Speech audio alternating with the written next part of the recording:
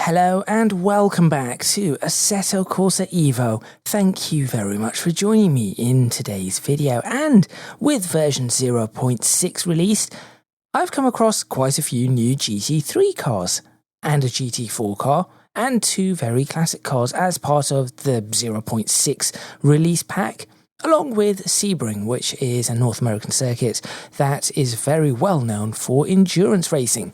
In today's video, I'm going to be taking a look at version 0.6, but not giving my first impressions because I have driven around for a couple of dozen laps in total with various different cars.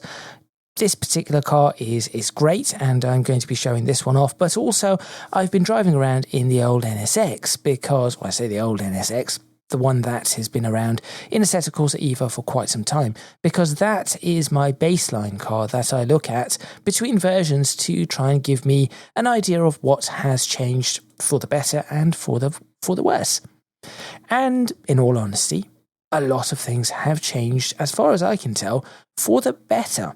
So, after the intro, I'm going to be taking a quick look at the UI changes, which are definitely for the better, pointing out a couple of things that might still need changes, and then we're going to jump into this 296 GT3 and drive around Sebring for a few laps, and then perhaps do a lap or two around the Nordschleife just to get an idea of how this feels and talk about the physics changes that have been made, particularly to the tyres and suspension, whilst also looking at some of the audio changes, listening to the audio changes, and really seeing the step that they have taken, which is definitely a step in the right direction. So, make sure you stay tuned, and let's get started.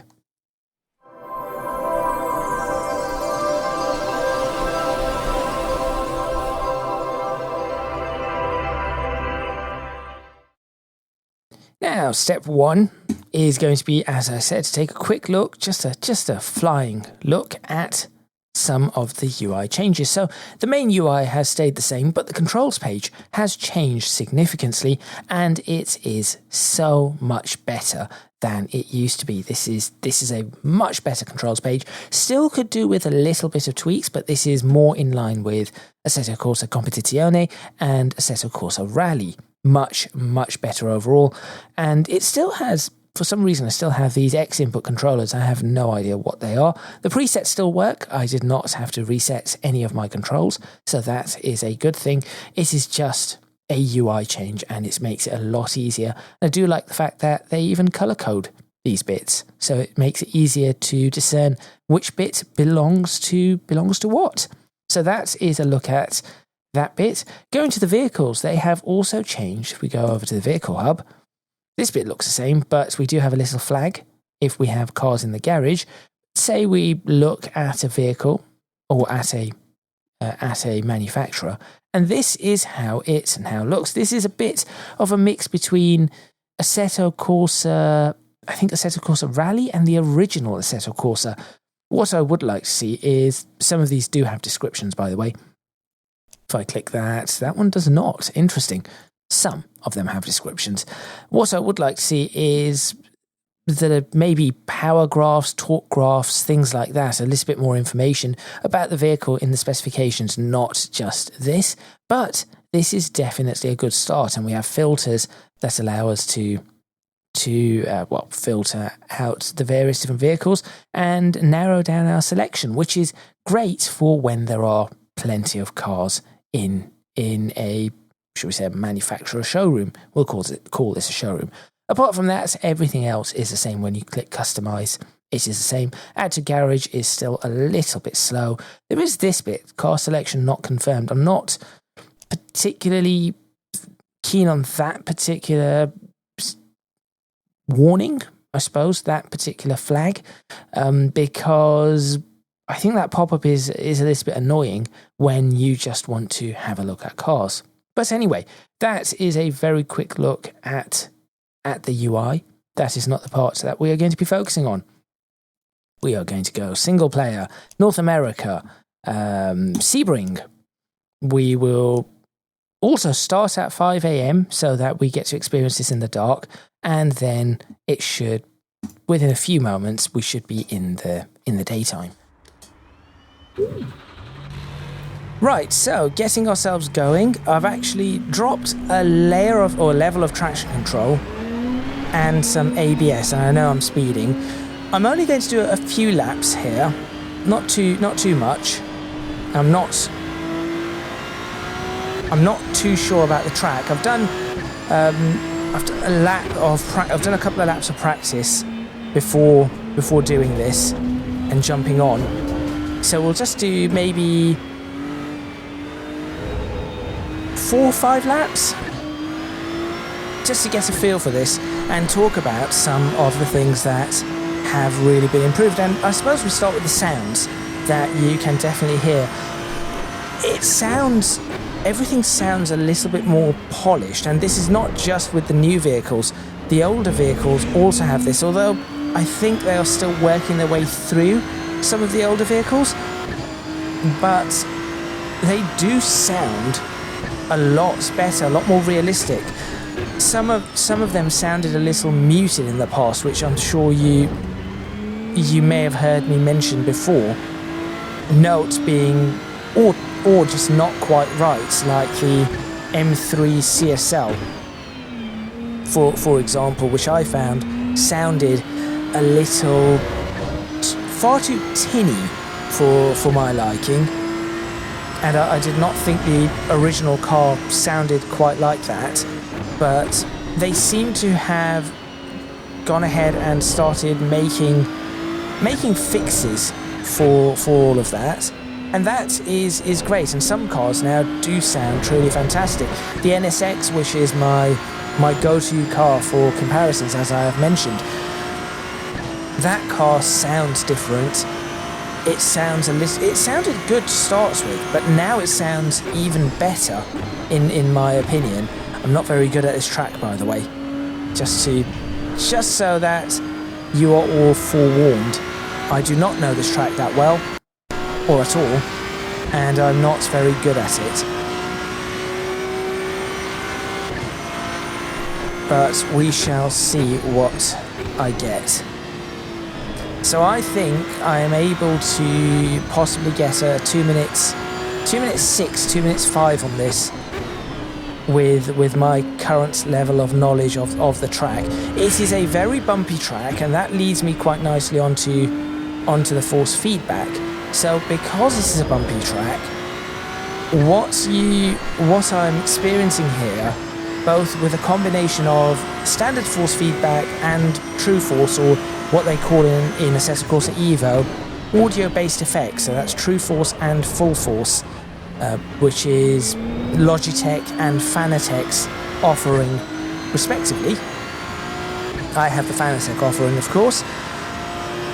What you are getting is engine vibrations in the car, or a little bit of, or through the wheel, or a little bit in the way of a little bit of sliding there, or a little bit of tire vibrations, tire movement, those sorts of things, and that is being shown in the car or through the wheel with this full force, giving the demonstration or some sort of representation of what the car is doing. Now, I'm not sure exactly how useful it is yet, but it is certainly nice to have. I did have to tone that down a little. On the flip side, I needed to bring the gain up a little for this vehicle. Now, I'm not sure if, like Assetto Corsa the first, whether this has per car force feedback. They definitely need to have that as the sun comes up. There needs to be per car force feedback because some cars need to be tuned very differently when it comes to overall gain, but you still want to be able to, or what we could call maybe steering weight. I think that is what we should perhaps deem it to be, is steering weight, because you still want to be able to feel the same sort of curb effects. What you want to improve on or change is how heavy the steering wheel feels. So this at the moment does not feel heavy enough still for what I expect a GT3 car to be. This is a little bit, I think, a little bit below what a GT3 car should be. But it is good enough for this test, because I'm not actually using my GT3 wheel, I'm just using the standard round wheel for now, and that is absolutely fine. But that force feedback is now being communicated a lot better, and that is important because I think that is something that is born out of better suspension and better tyre physics. I can feel the car rotating, I can feel I'm able to, if I want to, I can trail brake a little bit better. I know what the car is going to do, which is something I could not feel in version 0.5 very well at all. In version 0.4 I could feel this a little bit, and then I did say that they in my opinion, they took a step backwards in version 0.5. But this is definitely, without a doubt, a step forwards in pretty much every direction. Can I turn in a little bit tighter? I can. Is that the line that I'm supposed to take? That could potentially be the line I'm supposed to take. Okay, into the 2-minute 7s. I have no idea what the line is supposed to be here. I'll come up with something. A couple more laps of this, I think, and then we'll have a look at the replay. Then I'll throw it around. We'll do a quick throw around the Nürburgring Nordschleife, because maybe just for a lap, as I know that track, so that gives me a little bit more of an idea of how this car drives without me having to look at the track itself. In terms of graphical detail, anti-aliasing still, in my opinion, needs work. It's pretty poor. Oh dear. Anti-aliasing is still poor, so that needs work there. Post-processing definitely needs work, but they are getting there. They are definitely getting there and improving. I'm not sure if I've mentioned this, because I'm just saying things as they come into my head. I might double something up and repeat what I've said already, but clutch physics in manual cars is still broken, still woefully broken, which is a definite shame. They need to sort that out. So that needs to be undoubtedly improved, because manual cars really do feel, or they need to feel like I'm driving them properly, and obviously at the moment I'm not. I've messed that up. That should have been a really good lap. I think that could have been a 2-minute in the 2-minute 5s, but I've ruined it. Oh well.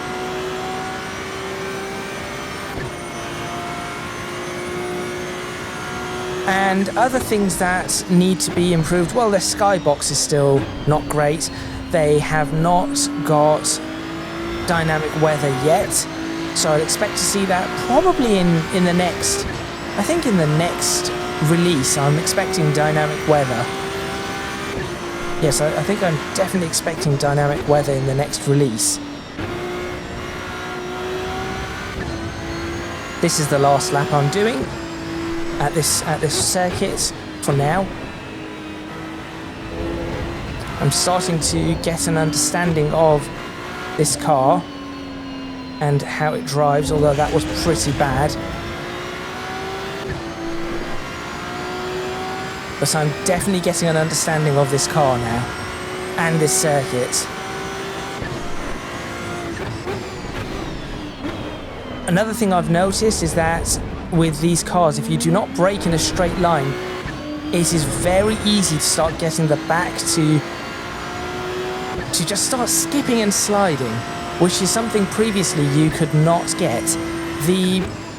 I think that the brakes are still a little too strong, and that is born out of the tyres still having a little bit too much longitudinal grip, in my opinion. I could be wrong, but I do think that the car has a little bit too much longitudinal grip, but the lateral grip feels a lot better now.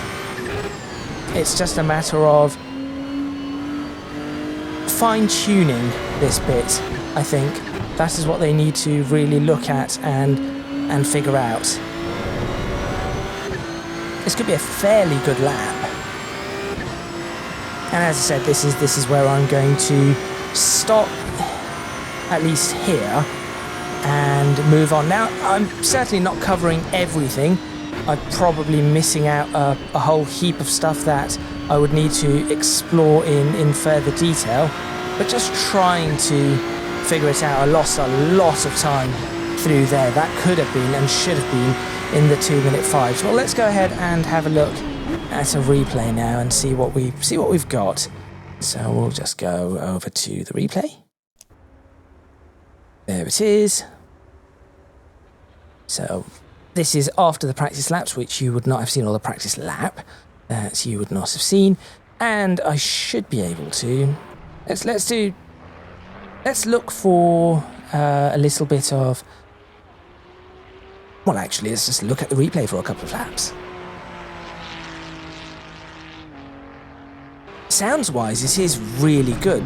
I do like the auxiliary lights that they have in this. There is still no particle effects. I have noticed that. I was expecting maybe dirt particles to be thrown up, but they have not got that yet.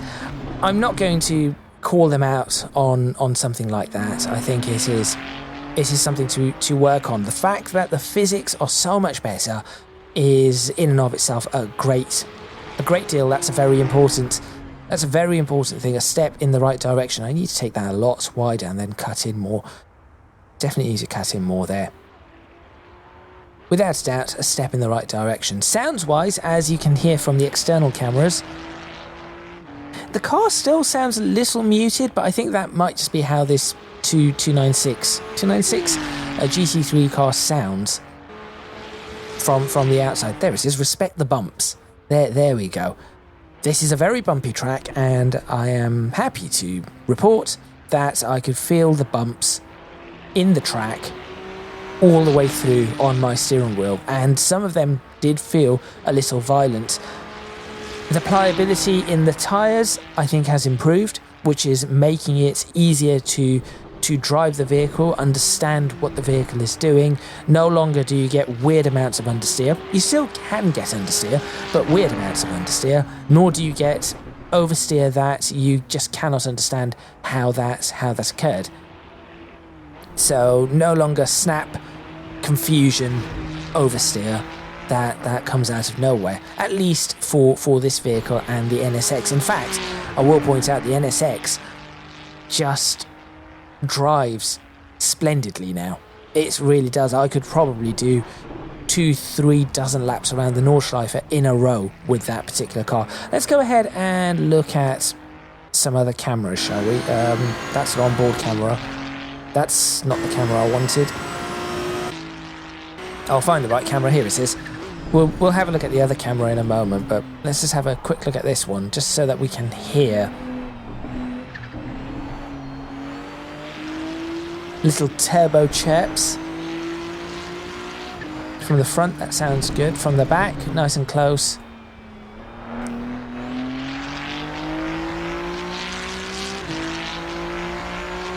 Fairly realistic. That is an interesting wing wobble. I was not expecting the wing to be wobbling quite as much as it is. So that is interesting. In fact, it appears to have a little bit of... You can actually see some flex in it as you go around the corner. The G-force, the air, or the aerodynamics pulling it around. That is interesting. Let's try and find a screenshot for this.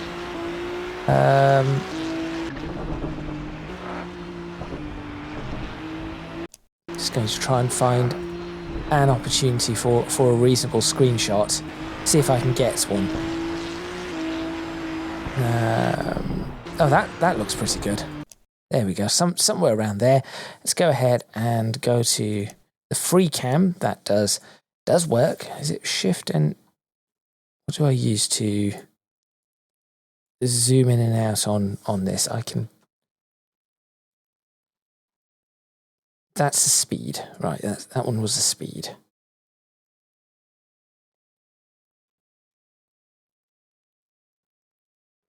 There we go. And is it... Okay, well, the car's disappeared. Where did the car go? Right, that is a problem. That's just gone to a lap. Let's go see if I can find the vehicle. There it is again. That is where I wanted it. So let's not press page up and page down. How do I... Is it Alt and scroll, Shift and scroll, Control and scroll, Control Shift scroll, Alt Shift scroll? I have no idea. Anyway, I'm going to try and get a decent screenshot, and then we'll just jump over to, in fact, that is possibly a pretty good one. Why can I not change? There is a way to change a field of view. I know there is. I just do not know it. Right. Let's hope this works. Take the screenshots. Awesome. Right. Let's go ahead and very quickly, just to end this video, jump over to the Nordschleife and see what we've got. In fact, no, I'm going to save this replay. There we go. And then go over to the Nordschleife, because I can go back and take some pictures if I can figure out how I'm doing some of the post-processing. So we'll just do, should we take 24-hour track or the Nordschleife itself? Let's just take the Nordschleife itself, shall we? Forget the 24-hour track. Same time of day, just to see what it looks like.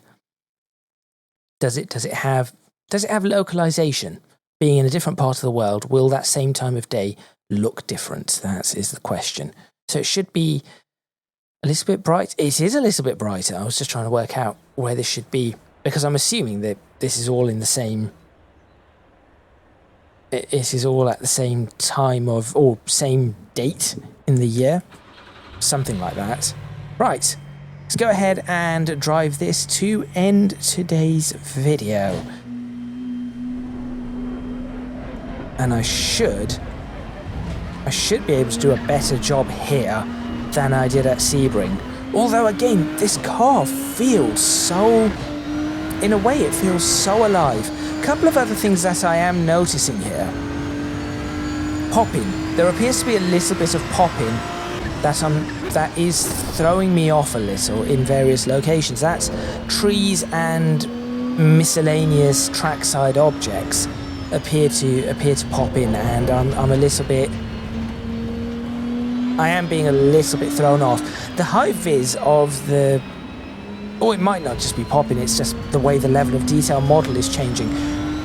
The high vis of the Martians is very, very nice. I do not particularly recall that, although I tend not to drive in anything other than daytime. You can see I'm taking this rather gingerly, because, well, for starters, my tyres are still warming up, and also I just do not want to bin it all too quickly and show you just how poor a driver I actually am. Rather try not to embarrass myself on this day. That is a good view. Now, going up the hill, of course, there is, at the top of Foxhole, it has changed, so I need to try and be a little bit more wary-see. After hundreds and hundreds of laps, thousands of miles going around the Nordschleife, I always want to cut in there, and I no longer can. Now, feeling the Nordschleife, the track is a little bit smoother, but there is definitely the bumpy feel is still there, which is really good. I am impressed with that. And if I were to give this update,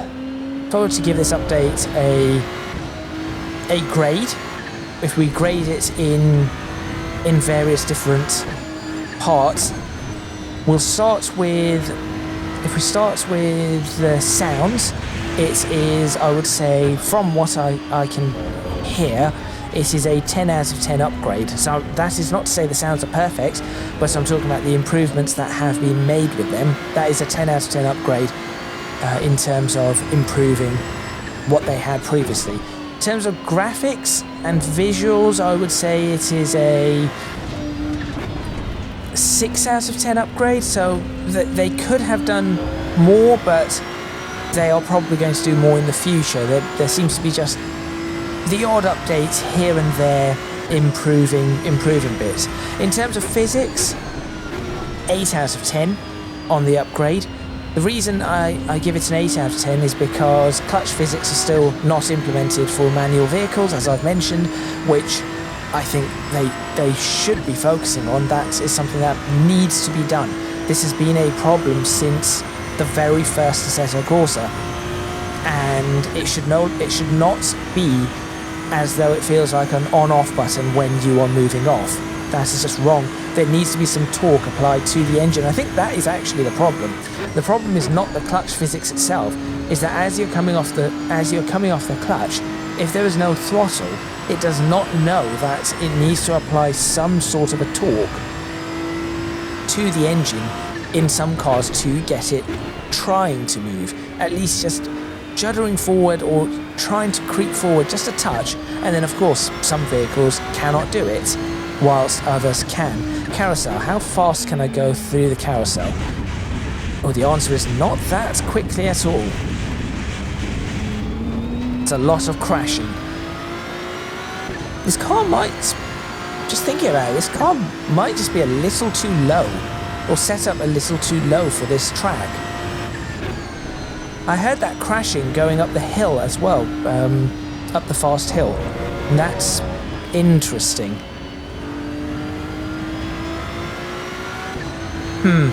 Maybe something to look into. Definitely something to look into. And yes, as I've already mentioned, I am taking this fairly easily. I'm not pushing all too hard. Although I am getting used to the slight movement of that additional bit of cobblestone, and where it has moved a little bit further forward than I've been used to for years. And what was that? Interestingly, I did not feel that in the wheel. So yes, clutch physics need to be done, and I still think that the braking force that you can apply on the vehicles seems a little bit excessive. Maybe 10% or something. Force feedback I cannot really talk about, because I think all of it is directly related to the physics, so I'm not going to really mention the force feedback. Apart from it feels better, I cannot really give it a grade as such. And UI improvements, well, I'd say 7 out of 10. 7 out of 10. The camera bit, the controls bit is far better than it used to be. It's still not perfect, but far better than it used to be. I do like the direction they're taking the showroom, let's call them the showroom, or the showrooms in. I do definitely think that is a great direction that they are taking it in. I still think that there are a number of improvements that need to be made. So I'll give it a 7 out of 10. Definitely in the right direction, but they can do more. They can definitely do a lot more. What else is there to talk about? Vehicles and cars added.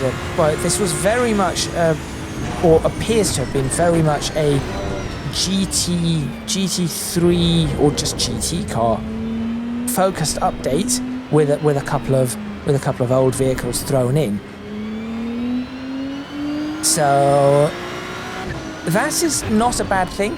I think this is a good update, and it allows people who maybe have played Competizione and other titles like iRacing or I've forgotten the name of the other one that is really popular at the moment. Is it Le Mans Ultimate? LMU, I think that's what it is. I still need to try that out when I get a chance. But whatever some of the latest titles there are out there, it gives people an opportunity to compare those titles and see how this feels, and even Gran Turismo 7, in all honesty. And yes, I know that is more supposed to be, or classed more as Simcade in many a way, but I do assure you, with some of the physics updates that they have done, Gran Turismo 7 is, in some ways, does class as a simulator. You just need to ensure that you have the right hardware to work with it and to maximize its potential, which I no longer have. So yes, you could compare it to that as well.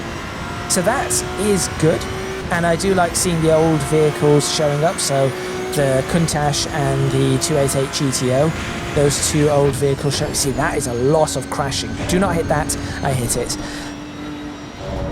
So having those two show up is a good sign. I think there was a lack of cohesion though with the update, in terms of maybe it should have been all GT cars, not just two random old-timer cars that are welcome but make very little sense in the grand scheme of things. So I'm not going to really mark them down for that. I think it is an 8 out of 10 update in terms of cars, and one track. It is a great track. It is really well done. So a 10 out of 10 update on the track. I think that averages this to be something like 7.5 out of 10 update, or an 8, just coming up to an 8 out of 10 update in my opinion, and I think it is good. What do they need to do, in my opinion, for the next update? Please sort out the clutch and that torque going through an engine in manual vehicles. Do that, and that will make manual vehicles so much nicer to drive. Dynamic weather, that would be useful, and sort out the post-processing and level of detail model issues that we're having. So some optimizations on the graphics. That should be the focus of the next update, I think, with some perhaps further refining of the braking systems. The brakes seem a little bit, as I've mentioned already, the brakes just seem a little bit too powerful, in my opinion. So, that is that, and I'm going to end this video here. Thank you very much for watching. Please remember to click on the like button if you like this video, subscribe to the channel for more videos on Assetto Corsa EVO. Leave a comment in the comments box below letting me know what you think. Any suggestions you might have. Do you agree with me or disagree? I've just scuffed the car just a touch. Do you agree or disagree with my thoughts? See, that I can brake so much later there than I expect, and no other sim or game has allowed me to brake that late, and that is why I think this is just a bit odd. Oh, I've messed that up. There is a lot of scraping of the car. I do need to look at that. Yes, so comments would be very much appreciated, and if you are so inclined, you can check out my Patreon, Discord, and social media. Links to all of them in the description box below. That is all from me. Overall, well done, Kunos. Credits where credit is due, and I do hope that version 0.7 continues in the same vein and brings further important improvements to the core sim. And a quick note on open world, I honestly do not mind waiting for it if it means that the sim feels right. That is the key part of all of this. Make it feel right, and we shall be fine. That is all from me, and I shall see you next time in Assetto Corsa EVO.